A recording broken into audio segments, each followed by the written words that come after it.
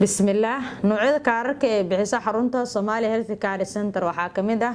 kaarka ardayga kaarka qoyska iyo kaarka shakhsiga kaarka ardayga waa kaar uu ku tagayo ardayga muddo sanad ah asagoo aan bixinaynin wax oo bilo lacag ah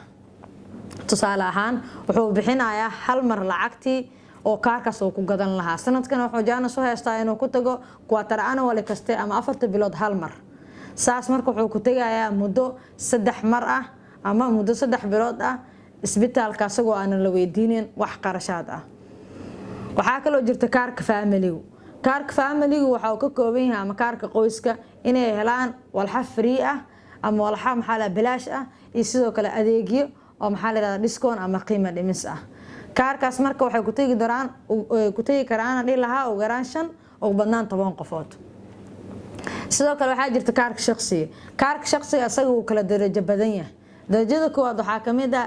bronze oo qofku ku helayo hadda package-ka ku jiro waxa kale oo jirta diamond kaar la yiraahdo caawiye